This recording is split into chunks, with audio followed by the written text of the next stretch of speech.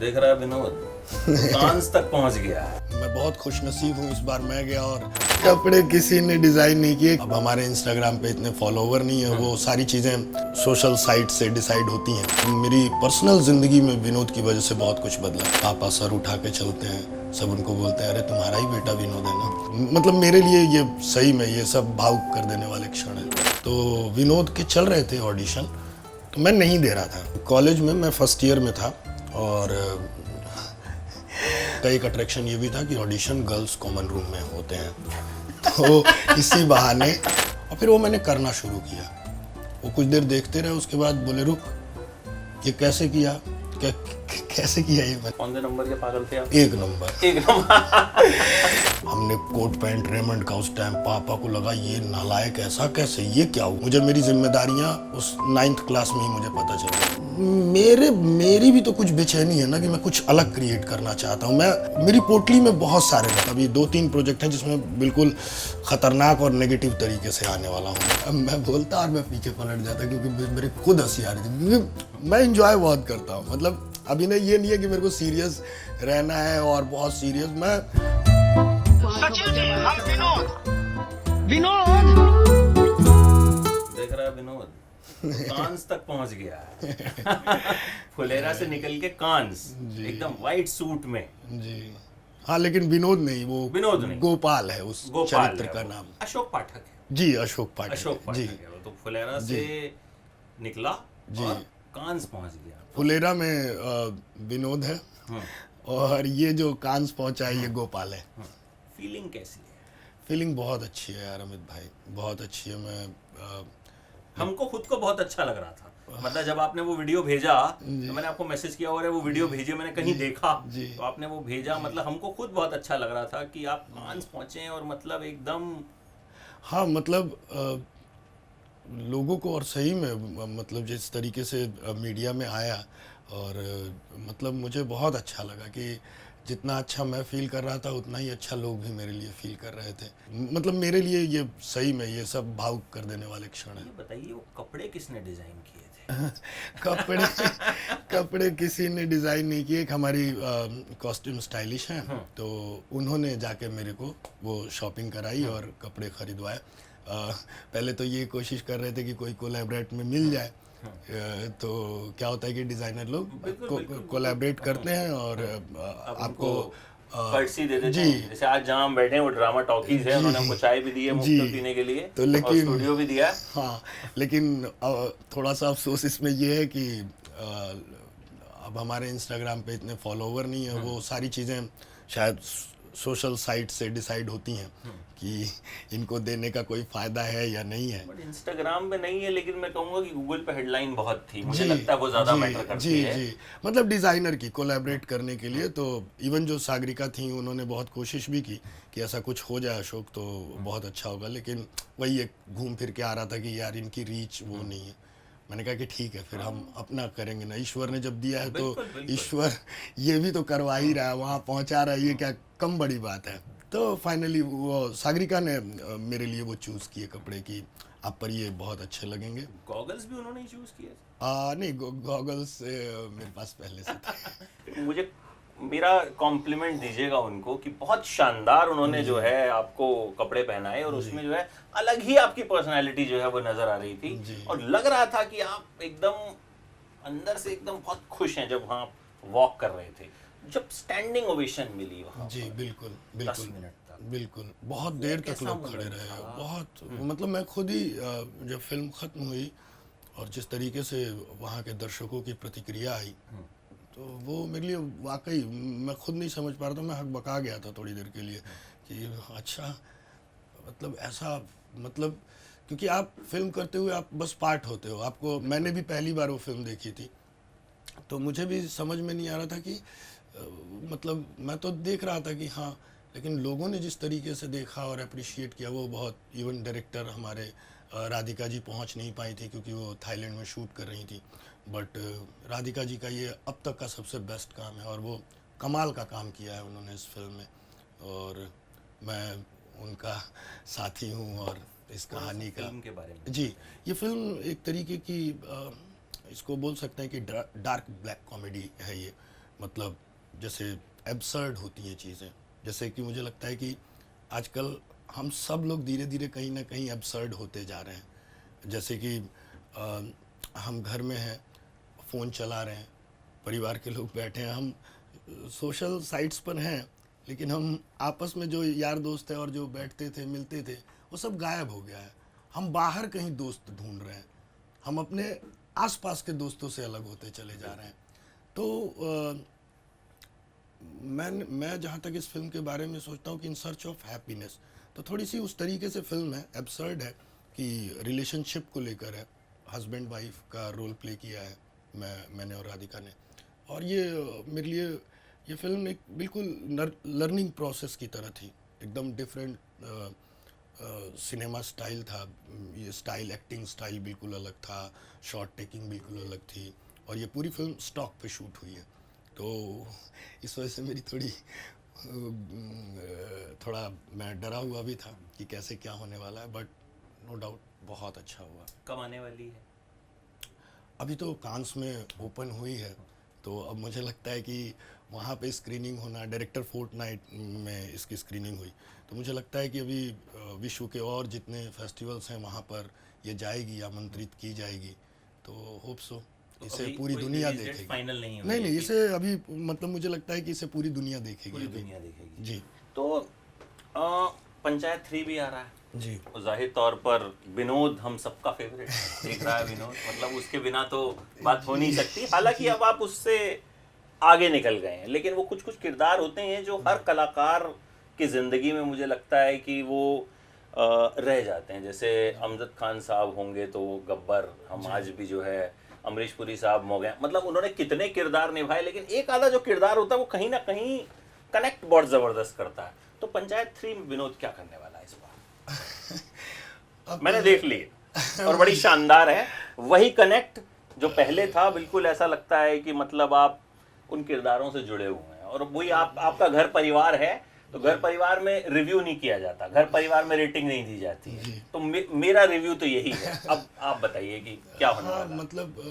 मतलब मैं क्या बताऊँ, थोड़ी थोड़ी चीज़ें बढ़ी हैं विनोद की, और उसका एक धरातल तैयार किया जा रहा है, कुछ महत्वाकांक्षाएं बढ़ी हैं, और जब आदमी के अंदर महत्वाकांक्षाएं बढ़ती हैं तो वो बहुत कुछ करता है, और थोड़ा हो सकता है कि वो गलत भी करता है उन महत्वाकांक्षाओं को पाने के लिए।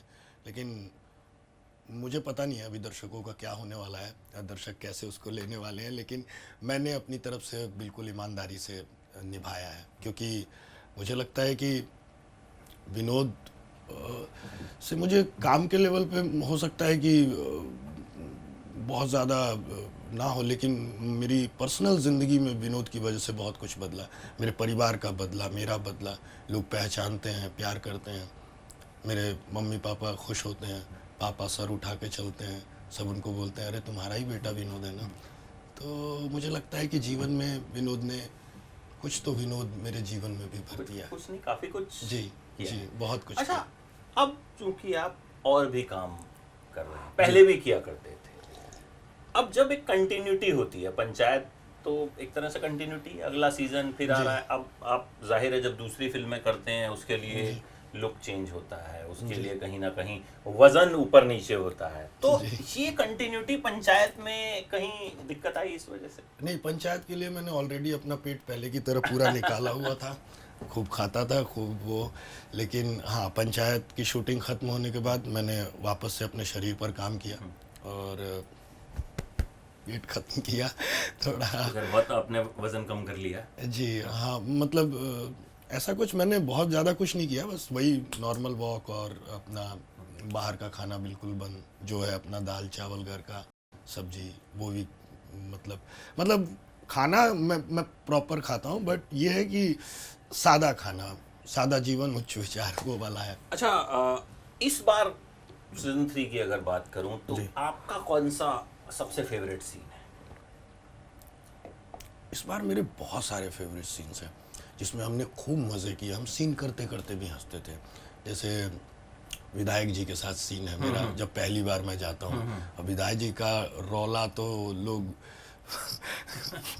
देख चुके हैं सेकंड सीजन में, तो मेरा जब पहला कन्फ्रंट होता है और मैं लिटरली ना, मैं मैं अपनी हंसी नहीं रोक पा रहा था, मतलब इवन एक दो रीटेक भी हुए उसकी वजह से। वो मुझसे पूछता तुम कौन हो, मेरा डायलॉग है वो तो अब आएगा तो वो है, और मैं डायलॉग बोल के और मैं पीछे मुड़ जाता था क्योंकि मुझे हंसी आ रही थी। और पंकज भैया वो कमाल है, वो सेट वो मतलब वो रहते हैं ना रोल में, तो वो लगने लगता है कि यार ये विधायक है, और इससे मतलब उतनी बात करो पता नहीं कब उठा के पटक देगा। और मेरा पहला सामना था, और मेरी मतलब हम पंकज भैया के साथ क्या था कि वो आते हैं और बैठते हैं, एक सीन है जहाँ पे हम लोग आए हुए हैं और कोई दुआ सलाम नहीं, कुछ नहीं। मैंने गुलाल देखी है, मैं सब कुछ में पढ़ा, लेकिन हिम्मत ही नहीं हो रही। मैं वही समझ रहा हूँ कि यार ये विधायक, वो आए भी अपने पूरे कैरेक्टर में ही।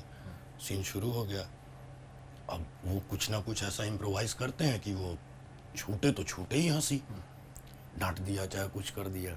मुझे भोला बन के उनको देना भी था डायलॉग, आपने देख ही ली होगी तो कि वो मैं जो बोलता हूँ मैं बोलूँ और मैं खुद ही बोल के ऐसा आप बोल पलट सकते हैं जाऊँ। क्योंकि जब तक हम ये इंटरव्यू आउट होगा सीरीज आ चुकी होगी। हाँ मतलब अब मुझे पता भी नहीं है ना कि वो डायलॉग है या नहीं है, क्योंकि मैंने चूंकि अभी तक नहीं देखा। तो वो अब मैं बोलता और मैं पीछे पलट जाता क्योंकि मेरे खुद हंसी आ रही थी, क्योंकि मैं इंजॉय बहुत करता हूँ। मतलब अभिनय ये नहीं है कि मेरे को सीरियस रहना है और बहुत सीरियस। मैं मेरे गुरुजी कहा करते थे कि जो तुम अभिनय में कर रहे हो ना, अगर तुम्हें मज़ा आ रहा है ना करते हुए और तुम उसका पूरा आनंद ले पा रहे हो तो ऑडियंस को बहुत आनंद आएगा। वो जो भी हो वो सच्चाई से, जब अंदर से वो हंसी, वो खुशी, वो शरारत जब आपके अंदर से निकलेगी तो वो ऑडियंस तक वो शरारत, वो हंसी, खुशी और गम सब पहुंच जाएगा। अच्छा, शूट कहाँ पे होता है इसका? सीहोर सीहोर जी। पूरा सेट जो है वहाँ जी पे जी। उसी तरीके से वो क्रिएट किया जाता है। कोई ऐसा किस्सा जो याद रह गया शूटिंग के दौरान, कुछ ऐसा वाकया हुआ हो? क्योंकि इतनी मज़ेदार कास्ट है और कहीं ना कहीं कुछ तो होता रहता है जो कि दिमाग में छप गया कि हाँ भैया 20 साल बाद भी ये चीज़ याद रहेगी। यार मतलब मैं पंचायत के पूरे इस बार शूट, पिछले वाले सीज़न में तो मेरा 3-4 दिन का काम था, दूसरे सीज़न में इस बार बहुत लंबा हम लोगों ने वक्त बिताया। और हम लोगों की गैंग जब आती थी, जैसे जितना अपना डायरेक्शन टीम और सब लोग इतने प्यारे हैं ना, मतलब इवन पूरा क्रू इतना प्यारा है कि इस बार तो मैं गया था तो विनोद अब सब जानते थे। तो हमारी जैसे ही गैंग एंट्री होती थी तो मतलब हंसते ही थे। इवन वो हमारी कंटिन्यूटी गेडी थी, वो खूब हंसती थी और हम लोग खूब चिल करते थे। तो वो बहुत, और फिर हम सेट पे तो मस्ती कर ही रहे हैं, फिर हम अपना होटल के कमरे में जाते थे तो वहाँ मस्ती चल रही है। मतलब मेरे लिए वो सारे पल यादगार हैं, क्योंकि इस बार हमने 1-1.5 महीना मतलब बिताया और तो सबके साथ, फैजल दादा, इवन पंकज भैया से पहले दिन के शूट के बाद इतनी अच्छी दोस्ती हो गई। और वो मतलब मुझे बहुत प्यार करते हैं, अभी भी बहुत बार उनका फ़ोन आता है मेरे को, कैसे हो, हालचाल पूछते रहते हैं। तो बड़ा अच्छा लगता है मुझे। एक वहाँ फिर से एक नए अभिनेता से मुलाकात हुई और सब लोग तो थे ही, तो पंकज भैया उसमें एक नए मित्रता सूची में जुड़े। अच्छा, आपको अगर पंचायत बैठानी हो, कौन से 5 लोग होंगे जो आप बैठाएंगे किसी भी मुद्दे पे? मान लीजिए बॉलीवुड का कोई मुद्दा, एंटरटेनमेंट इंडस्ट्री का कोई मुद्दा है, कौन से ऐसे 5 लोग होंगे इन पंचायत और आउट, कहीं के भी इंडस्ट्री के? मुझे पंचायत ऐसे तो मेरे कुछ अपने गिने चुने दोस्त हैं जिनके साथ मैं खूब मस्ती करता हूँ। जी, तो मतलब एक मेरा बहुत दिल के करीब दोस्त है वो अमरजीत। हम लोगों ने बहुत सारा लंबा समय वर्सोवा में साथ गुजारा है। अमरजीत है, एक राहुल है, मेरे हरियाणा के 3 दोस्त हैं, अनिल, अशोक और विक्रांत बागड़ी। मतलब इन लोगों के साथ ऐसा वक्त बीतता है ना, और हम लोग जो मस्ती करते हैं, मैं जैसे ही हिसार पहुंचता हूँ घर और हम लोग की अपनी बातचीत और हमारी वो बचपन की यादें, स्कूल की यादें, वो बदमाशियाँ और वो सब, फिर पंचायत हमारी बढ़िया बैठती है और फिर खूब आनंद आता है। फिर हम पूरी दुनिया जहान की बात वो पूछते रहते हैं, अरे फिल्म में क्या होता है, हैं उड़े के सब में सही का होता है, वो सब कुछ मतलब वो अलग, बहुत अलग अलग तरीके की बातें होती हैं हमारी और बहुत मतलब मज़ेदार होती हैं। फिर हम लोग अपने बचपन की, जैसे उनके साथ बहुत बैठता हूँ तो बचपन की ही ज़्यादा बातें होती है कि यार हम लोग कैसे स्कूल जाया करते थे, कैसे हमारी साइकिल से जाना होता था, बस के कई बार जो प्राइवेट बस वाले चढ़ाते नहीं थे कि भाई किराया देना पड़ेगा और हम स्टूडेंट हैं, तो उनके साथ बहसबाजी, तोड़फोड़, ये सब। और बच्चे करते थे, हम भाग जाते थे। तो ये सब हमारी पंचायत बैठती है। अच्छा, पिछली बार जब हम मिले थे तो सीजन 2 के बाद हम मिले थे, जी तब आपने बताया आपके उसमें 3-4 दिन का ही काम था। जी अब जब हम मिले हैं लगभग साल भर बाद, तो मामला कांस तक पहुंच गया। जी तो कहीं ना कहीं 1 साल में भी जी चीज़ें काफ़ी आगे बढ़ी हैं। मतलब मुझे लगता है कांस तक पहुंचना अपने आप में किसी भी फिल्म का, किसी भी आर्टिस्ट के लिए एक कहीं ना कहीं बड़ा प्लेटफॉर्म। बहुत बड़ा। मुझे लगता है कि हर एक एक्टर की ख्वाहिश होगी कि वो कांस जाए, क्योंकि मैं कांस गया तो मैंने देखा कि ये दुनिया की सबसे अद्भुत है। सिनेमा प्रेमी जो भी है और सिनेमा का जो दर्शक है या सिनेमा में या किसी भी तरीके के आर्टिस्टिक आदमी है, उसके लिए वो जगह जादू से कम नहीं है, स्वर्ग है वो। अच्छा, एक जो रेड कारपेट पे चलना जी। है तो वो फिल्म फेस्टिवल। जी तो ये रेड कारपेट वाला क्या हिसाब किताब क्या होता है? क्योंकि बहुत कहते हैं कि भाई कई तो लोग ब्रांड्स को प्रमोट करने के जी, लिए जाते हैं, जी। तो ये थोड़ा सा समझाइए ना, क्योंकि आप वहाँ थे। इस आप रेड कारपेट पे नहीं चले? नहीं, हमारी फिल्म डायरेक्टर फोर्टनाइट में तो उसके लिए रेड कारपेट नहीं होता है। हाँ, फोटो कॉल होता है और सारी चीज़ें होती हैं, तो उसमें भी कैटेगरी होती हैं कई कांस में जिनके लिए रेड कारपेट होता है, इंट्रोडक्शन होता है, तो वो हर चीज़ की कैटेगरी अलग है। लेकिन मुझे लगता है कि ये जो भी कैटेगरीज हैं और जो भी वहाँ फिल्म में दिखाई जाती हैं, तो वो जादुई लम्हा होता है, क्योंकि वहाँ पूरी दुनिया से लोग आए हैं, फिल्म देखने वाले, डायरेक्टर हैं, मतलब जो सिनेमा को प्रेम करते हैं, वो सब आपको देख रहे होते हैं और आप उनके बीच में होते हो, आपको अप्रिसिएशन मिल रहा होता है। अगर आपका काम अच्छा है तो वो वाकई दिल से उस चीज़ की रिस्पेक्ट करते हैं और इज्जत करते हैं। वो फिर किसी भी तरीके की फिल्म हो, किसी भी जॉनर की फिल्म हो। और मुझे तो लगता है कि मैं बहुत खुशनसीब हूँ, इस बार मैं गया और हमारे भारत ने इस बार रिकॉर्ड तोड़ा है इतने सालों का। तो पायल कपाड़िया जी की फिल्म ने मतलब इतिहास रच दिया है भारत ने। पता नहीं कितने सालों से जिस चीज़ का हमें इंतज़ार था, तो ये हमारे लिए बहुत खुशी और गर्व की बात है कि भारत ने अपनी एक जगह इस बार कांस में बनाई और हमारी कई फिल्में इस बार कांस में गई। और वाकई इस बार इंडियन फिल्म्स की चर्चा रही। सिस्टर मिडनाइट की भी बहुत चर्चा रही, संतोष की चर्चा रही। एक एक्ट्रेस है, मैं उनका नाम भूल रहा हूँ, जिनको बेस्ट एक्ट्रेस मिला है कांस में, सेमलेस के लिए, फिल्म के लिए। तो ये मतलब ये कितनी अद्भुत बात है हमारे, नया टैलेंट सामने आ रहा है। बिल्कुल। मतलब मैं था वहाँ पर और इस बार जिस तरीके से रिस्पेक्ट थी पूरे भारतीयों की और जिस तरीके से भारतीयों ने इस बार परचम लहराया है कांस में, तो मुझे लगता है कि ये हमारे लिए बहुत ही प्राउड मोमेंट है। कांस में किसी ने विनोद कह के बुलाया आपको? ऐसा मिला जो पंचायत का फैन था या आपके उस किरदार का फैन था? हाँ, मतलब इंडियंस कई लोग मिले, वो मुझे पहचान गए। अच्छा, पहचान जी गए। जी जी, वो लोग पहचान गए मुझे। तब कैसा काफी लगा? इंडियंस, बहुत कैसा अच्छा, लगा? बहुत मतलब अच्छा। एक कहीं ऐसे मंच पे जब आप होते हैं जहाँ पहुंचना ही अपने आप में ऑनर है, जी। वहां जब आपको इस तरीके से बुलाया जाता है। जी बिल्कुल। और मुझे खुशी इस बात की भी हुई कि उन लोगों को भी लगा कि यार मैं कांस आया हूँ और एक अच्छी फिल्म का हिस्सा हूँ और आप मुख्य भूमिका में हैं, तो ये बहुत बड़ा चैलेंज भी हो जाता है। और ये मतलब पता नहीं इन सारी उपलब्धियों को मैं कैसे देख रहा हूँ, सही में बताऊँ अमित भाई, ये सब मेरे लिए जादू की तरह है। मैं हमेशा सिवान से कांस। सिवान तो खैर मेरी पैदाइश नहीं, हरियाणा में ही मेरी पैदाइश हुई और सिवान से भी एक रिश्ता है मेरा।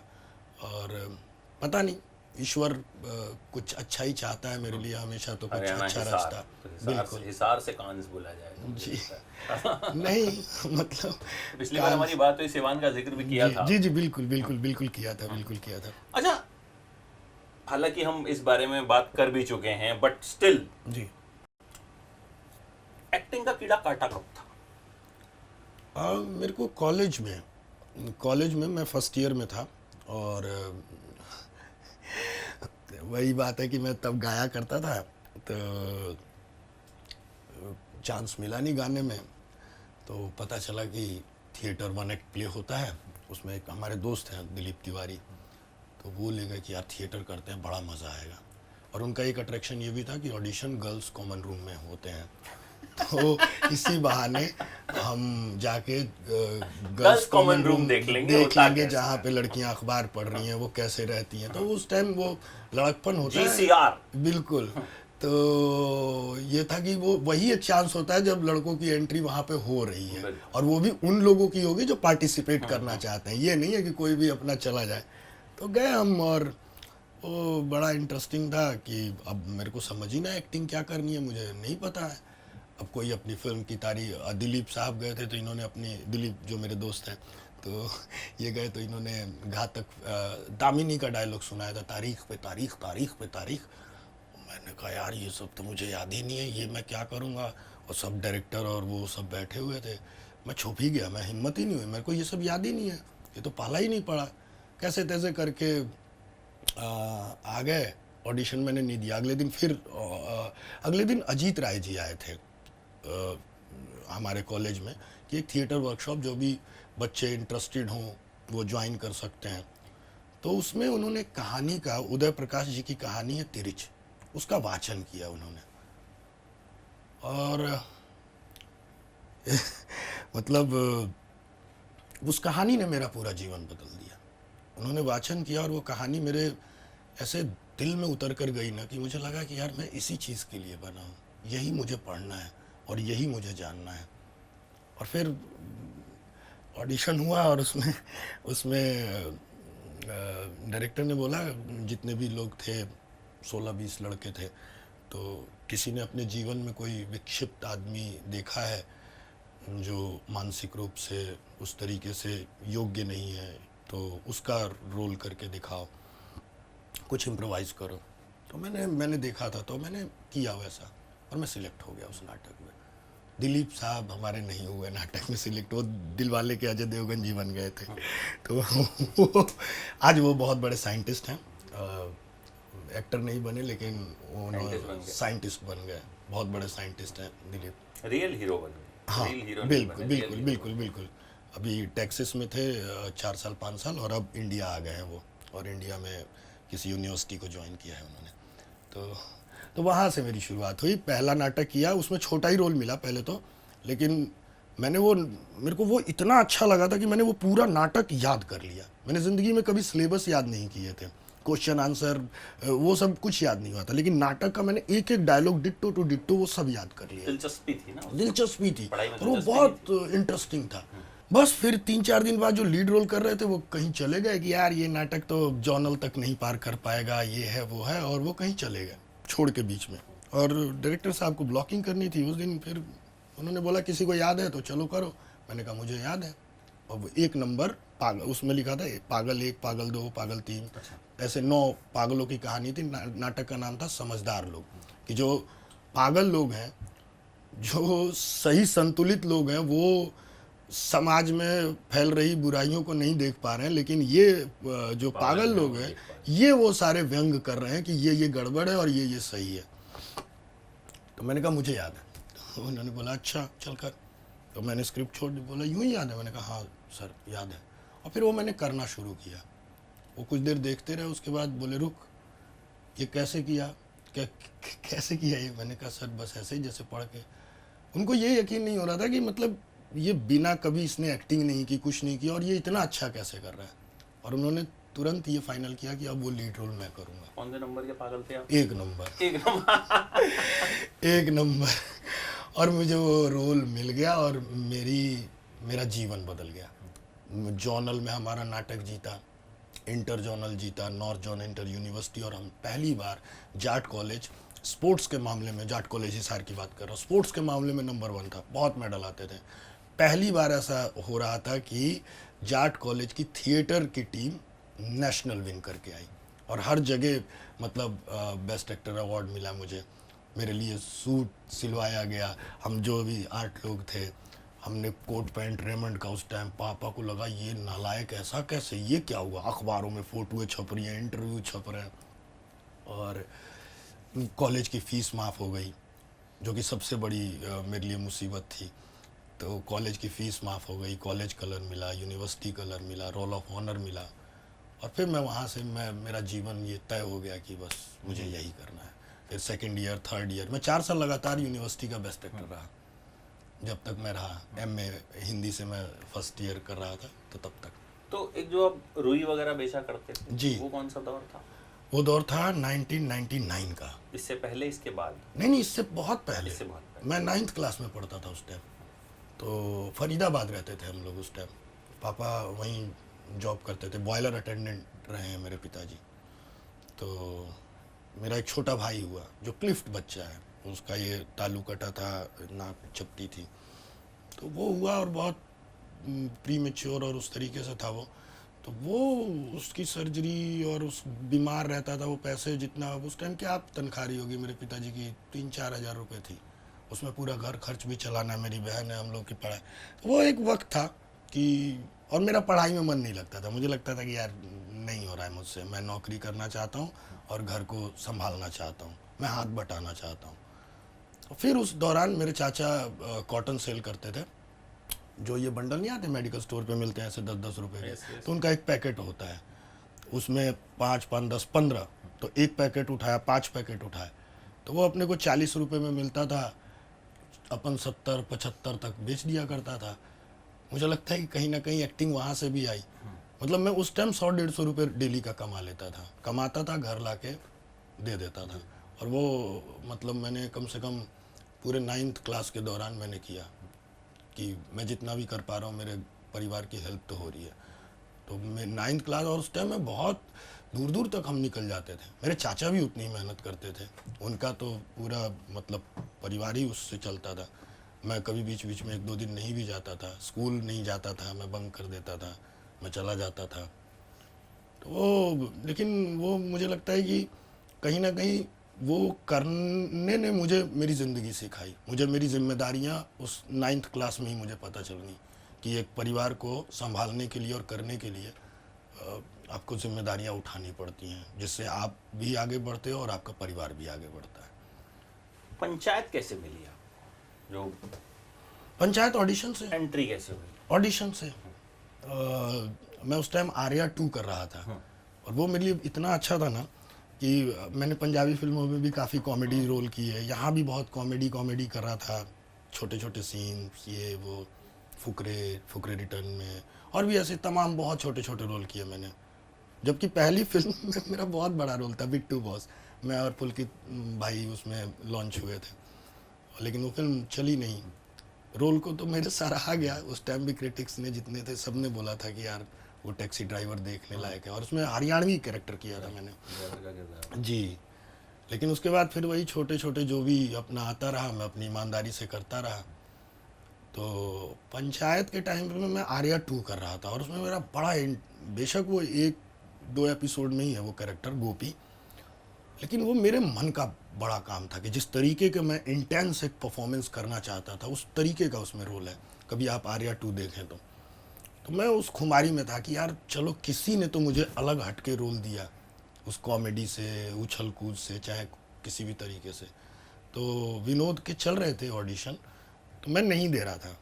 अमरजीत जिसका मैंने जिक्र किया दोस्त का, तो मैंने उसको बोला, उसके पास आया ऑडिशन, तो उसका ऑडिशन भी मैंने ही तैयार कराया कि यार इस कैरेक्टर का ना सुर ऐसा है अमरजीत, इसको ऐसे ऑडिशन कर, ये चाहिए। और अमरजीत ने किया। अमरजीत शॉर्ट लिस्ट भी हो, वो बहुत प्यारा एक्टर है अमरजीत, और अब मैं नहीं कर रहा था। तो वहाँ कास्टिंग में जो एकलव्य और गुलशन भाई, तो इन लोगों ने बोला यार दादा एक बार आप भी कर दो यार। मैंने कहा यार ये फिर वैसा ही रोल है, पता है मुझे पता है मैं कर दूंगा, मुझे अच्छा भी लग रहा है पढ़ के। और पंचायत इवन मैंने फर्स्ट सीजन देख के मैं रोया हूँ, क्योंकि कोविड का टाइम था और मैंने पंचायत देखी थी, मैं लिटरली फूट के रोया। मैंने अपनी मम्मी को दिखाया कि यार ये कुछ अपनी कहानी है, अपने जैसी है, जैसी मैं बेचैनी फील करता हूँ।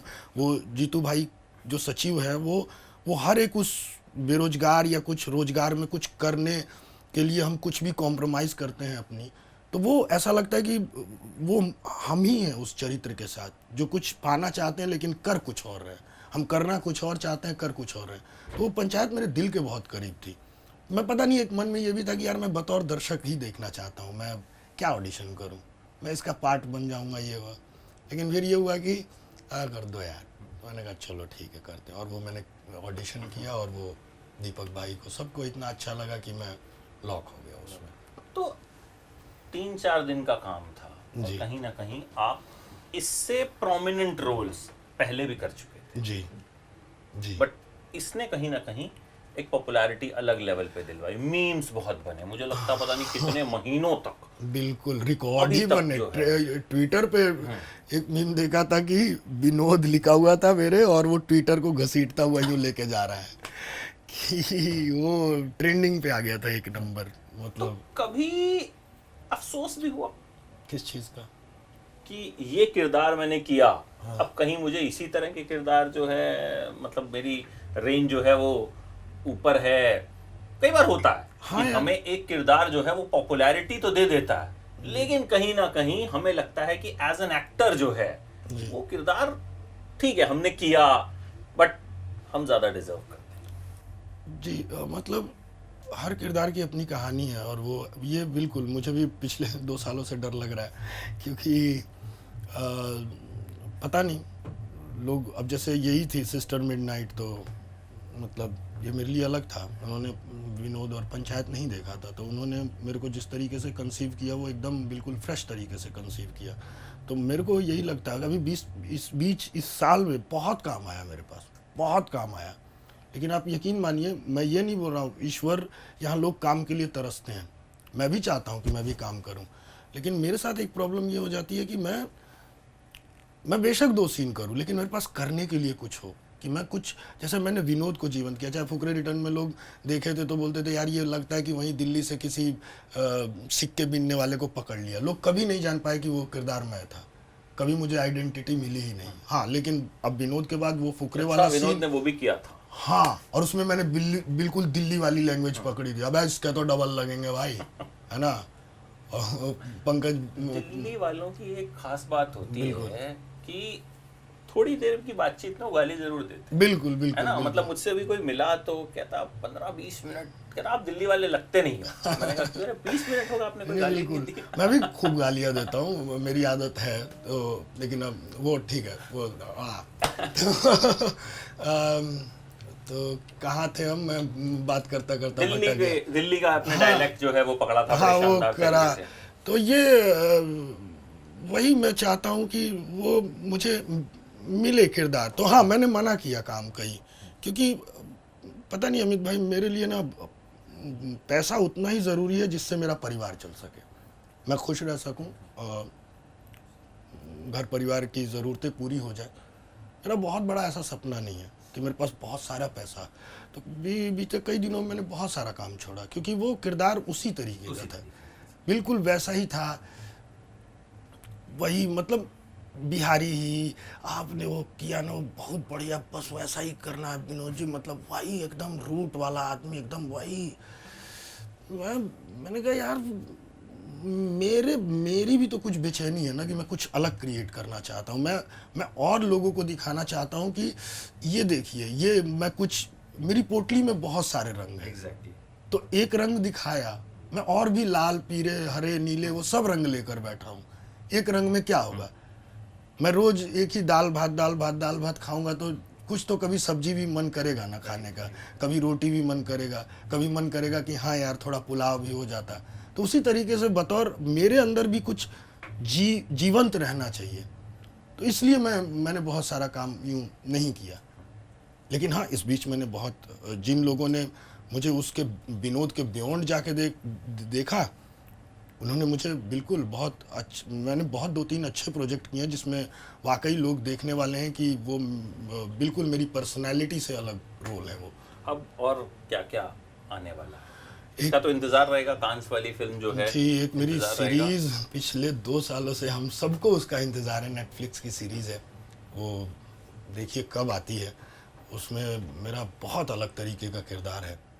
पुनीत कृष्णा उसके शो रनर है, जिन्होंने मिर्ज़ापुर लिखी है मतलब, तो वो उसके शो रनर हैं। अमृतराज गुप्ता उसके डायरेक्टर है, जिन्होंने गुल्लक का पहला सीज़न डायरेक्ट किया था, और वो बहुत ड्रामा और बहुत वो यूथ वाला मतलब है उसमें। तो उस सीरीज़ का बहुत इंतज़ार है मुझे। उसमें मैं बहुत सौभाग्यशाली हूँ कि मैंने उसमें तिलोत्मा जी के साथ काम किया, और हमारा बहुत अच्छा मतलब आई एम वेरी लकी कि राधिका जी, तिलोत्मा जी उसमें हैं, सब बहुत धुरंधर लोग हैं उस सीरीज़ में, कमाल के। सुब्रज्योति हैं, मानव कौल साहब हैं, बहुत अच्छी कास्टिंग है उसकी। वो है, एक फिल्म और है, मैं उसको डिस्क्लोज़ नहीं कर सकता, बाहर की फिल्म है, और अच्छे प्रोडक्शन हाउस की फिल्म है। उसमें मैंने एकदम कह सकते हैं उसको कि मुख्य खलनायक की भूमिका निभाई है। मेन नेगेटिव है वो फिल्म का, तो वो भी बिल्कुल एक अलग तरीके की फिल्म है, वो आने वाली है। मतलब लोग बिल्कुल अलग तरीके का, जैसे अब बहुत सारी अभी 2-3 प्रोजेक्ट हैं जिसमें बिल्कुल ख़तरनाक और नेगेटिव तरीके से आने वाला हूँ मैं। तो ये है, तो मुझे लगता है कि साल का अगर 1-2 काम भी मैंने अपने मन का किया ना तो मैं जीवित रहूँगा और जिंदा अंदर रहूँगा। का कलाकार जो है वो जी, सेटिस्फाइड है। अभी मैंने एक फिल्म की वो भी अब शायद उसकी अनाउंसमेंट हो या रिलीज, उसमें बहुत छोटा ही किरदार है लेकिन बहुत अलग तरीके का किरदार है। नीरज यादव हैं, उन्होंने वो फिल्म बनाई है, जिन्होंने एक्शन हीरो लिखी थी, तो उनका डायरेक्शन है। तो वो बहुत कमाल की फिल्म है, वो भी जल्दी अनाउंसमेंट होगी या जो भी, तो उसमें एक किरदार मैंने निभाया है, वो भी बहुत अच्छा इंटरेस्टिंग है। पंचायत तो करते रहेंगे ना, पंचायत के आने वाले सीजन में तो दिखते रहेंगे। जी जी बिल्कुल, जब तक मेकर्स और जब तक राइटर और जब तक डायरेक्टर मेरे लिए लिखते रहेंगे तो पंचायत से तो कहाँ बाहर जा सकते हैं। तो मतलब विनोद भी हमारे पास रहेगा, लेकिन विनोद के और जो रूप हैं वो भी हमें मतलब दिखते हैं। वही बात है कि अशोक पाठक रहे, विनोद भी रहे, वो विजय भी रहे, वो विजय दीनानाथ चौहान भी रहे, विजयी भव। विजयी भव, हाँ। Thank you so much Thank you so बात much. करने के लिए। अमित हमेशा आप भाई। मतलब मैं कहूँगा कि आप जब कांस नहीं गए थे, जब आपको पॉपुलैरिटी मिलनी शुरू हुई थी, तब और अब आप वैसे ही हैं बिल्कुल, और ऐसे ही रहिए। जी, मतलब आप शोहरत की ऊंचाइयों को छुइए, और हमें भी बड़ा दिल से खुशी होती है कि वहाँ जब हम आपको देखते हैं तो। नहीं, मैं सही में अमित भाई, मैं बिल्कुल शुक्रगुजार हूँ। कभी कभी कोई लोग कहता है कि यार तुम अपनी पीआर करवा लिया करो, तो मुझे लगता है कि ईश्वर मेरा पीआर कर देता है। मुझे लगता है शायद आपको जरूरत नहीं है, क्योंकि मुझे लगता है जितने बड़े बड़े पब्लिकेशंस के लोग हैं वो आपको खुद ढूंढ लेते हैं, जी, मैं खुद आपके पास आ जाते हैं। मैं इस तो मामले मुझे में लगता है मैं इतना ये कोई पीआर जो है वो कुछ कर नहीं सकता है नहीं, मैं वही बोल रहा हूँ कि मुझे लगता है कि ईश्वर मेरा पीआर करता है। जैसे पिछली बार भी पंचायत में मतलब कुछ हुआ, सबने ढूंढ ढूंढ के मुझे फोन किया, पूछा। इस बार भी अभी मैं कान से होकर देखिए, आपने भी बुलाया, इज्जत दी, सम्मान दिया, तो मुझे लगता है कि ये मैंने अपनी जिंदगी से हमारी कमाया बातचीत है। तो कान से पहले की चल जी, रही थी, जी, वो तो बिल्कुल। फिर आपने मुझे बताया कि नहीं इस तारीख को मैं कांस जा रहा हूँ, जी। तो फिर मैंने कहा नहीं, कान से आइए, फिर हम बैठेंगे। जी बिल्कुल, नहीं, मैं बहुत शुक्रिया अदा करता हूँ अमित भाई, आप लोग यार इतना सपोर्ट करते हो कि हाँ यार, आप खुद बुला के और कि चलो यार अशोक से बात करना, ये मेरे लिए बहुत खुशी की बात है। Thank you so much. Thank you so much. Thank you so much ऐसे ही तरक्की करते रहिए भाई, ऐसे ही हम बैठते रहेंगे। जी बिल्कुल भाई, थैंक यू।